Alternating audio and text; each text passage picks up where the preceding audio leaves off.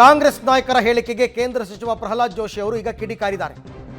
ಕಾಂಗ್ರೆಸ್ನವರು ಯಾವಾಗಲೂ ಪಾಕಿಸ್ತಾನ ಭಾಷೆಯನ್ನೇ ಬಳಸ್ತಾರೆ, ಪಾಕಿಸ್ತಾನದ ವಕ್ತಾರರ ರೀತಿಯಲ್ಲಿ ಮಾತಾಡ್ತಾರೆ. ಪಾಕಿಸ್ತಾನದವರು ಹಿಂದೂ ಟೆರರ್ ಅಂದರೆ ಕಾಂಗ್ರೆಸ್ನವರು ಕೂಡ ಹಿಂದೂ ಟೆರರ್ ಅಂತಾರೆ. ಎಲ್ಲವೂ ಕೂಡ ಪಾಕಿಸ್ತಾನದ ವಕ್ತಾರರ ರೀತಿಯಲ್ಲಿ ಇವರು ಮಾತನಾಡ್ತಾ ಇದ್ದಾರೆ ಅಂತ ಕೇಂದ್ರ ಸಚಿವ ಪ್ರಹ್ಲಾದ್ ಜೋಶಿ ಹುಬ್ಬಳ್ಳಿಯಲ್ಲಿ ಮಾತನಾಡ್ತಾ ಹೇಳಿದ್ದಾರೆ.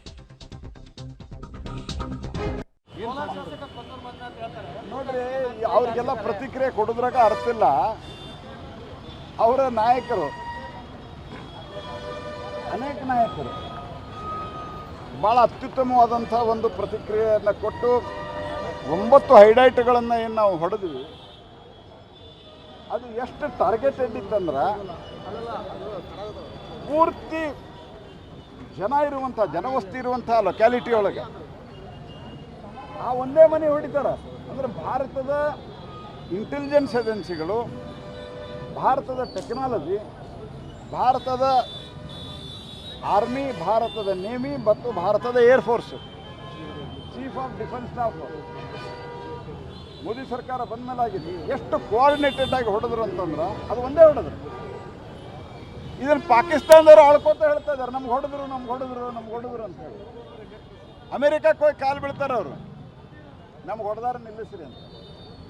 ಆದರೆ ಭಾರತದೊಳಗಿದ್ದವ್ರಿಗೆ ಡೌಟ್ ಅದ, ಅವ್ರು ಆರ್ಮಿನಿ ನಂಬೋದಿಲ್ಲ, ಚುನಾವಣೆ ಸೋತಾಗ ಇಲೆಕ್ಷನ್ ಕಮಿಷನ್ ನಂಬೋದಲ್ಲ, ತಮ್ಮ ವಿರುದ್ಧ ತೀರ್ಪು ಬಂದಾಗ ಸುಪ್ರೀಂ ಕೋರ್ಟ್ ನಂಬಲ್ಲ, ಕಾಂಪಿಟೆಂಟ್ ಅಂಡ್ ಆಡಿಟರ್ ಜನರಲ್ ನಂಬಲ್ಲ, ಪಾರ್ಲಿಮೆಂಟ್ ನಂಬಲ್ಲ, ರಾಷ್ಟ್ರಪತಿ ನಂಬಲ್ಲ, ಸ್ಪೀಕರ್ ನಂಬಲ್ಲ, ಕೊನೆಗೆ ಸೈನ್ಯದ ಮೇಲೆ ನಂಬಿಕಿಲ್ಲ.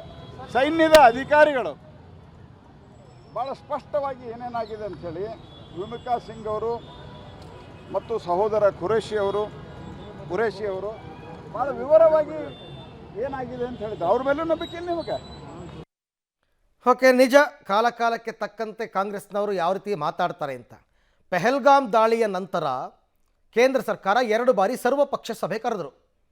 ಆ ಸರ್ವಪಕ್ಷ ಸಭೆಯಲ್ಲಿ ಮಲ್ಲಿಕಾರ್ಜುನ್ ಖರ್ಗೆ ಅವರು ಮತ್ತು ರಾಹುಲ್ ಗಾಂಧಿ ಏನು ಹೇಳಿ ಬಂದರು? ದೇಶದ ಹಿತದೃಷ್ಟಿಯಿಂದ, ದೇಶದ ಭದ್ರತೆಯಿಂದ ನೀವೇನೇ ತೀರ್ಮಾನ ತಗೊಂಡ್ರೂ ನಮ್ಮ ಬೆಂಬಲ ಇದೆ ಅಂತಂದರು. ಆಯಿತು, ಇವರು ಹೊಡೆದಿದ್ದು ಆಯಿತು, ಕದನ ವಿರಾಮ ಘೋಷಣೆ ಮಾಡಿದ್ದು ಆಯಿತು. ಈಗ ಕದನ ವಿರಾಮ ಯಾಕೆ ಘೋಷಣೆ ಮಾಡಿದ್ರಿ ಪ್ರಶ್ನೆ. ಆರಂಭದಲ್ಲಿ ಹೇಳದಂಗೆ ನೀವೇನು ತೀರ್ಮಾನ ತೊಗೊಂಡ್ರು ನಮ್ಮ ಸಪೋರ್ಟ್ ಇದೆ ಅನ್ನೋದು. ಇವ್ರು ತೀರ್ಮಾನ ತೊಗೊಂಡ ತಕ್ಷಣ ಯಾಕೆ ತೀರ್ಮಾನ ತೊಗೊಂಡ್ರಿ, ಯಾರು ನೀವು ತೀರ್ಮಾನ ತೊಗೊಳಕ್ಕೆ, ಹಾಗೆ ಹೀಗೆ ಅಂತ ನಾ ಹೇಳಿದ್ನಲ್ಲ. ಈ ಯಶಸ್ಸನ್ನು ತಡೆದುಕೊಳ್ಳಲಾಗದ ಕಾಂಗ್ರೆಸ್ನ ನಾಯಕರು ಆಡ್ತಾ ಇರ್ತಕ್ಕಂಥ ಮಾತು. ದೇಶದ ಜನರು ಯಾರು ಪ್ರಶ್ನೆ ಮಾಡ್ತಾ ಇಲ್ಲ, ಪ್ರಶ್ನೆ ಮಾಡ್ತಿರ್ತಕ್ಕಂಥವ್ರು ಕಾಂಗ್ರೆಸ್ನವರು.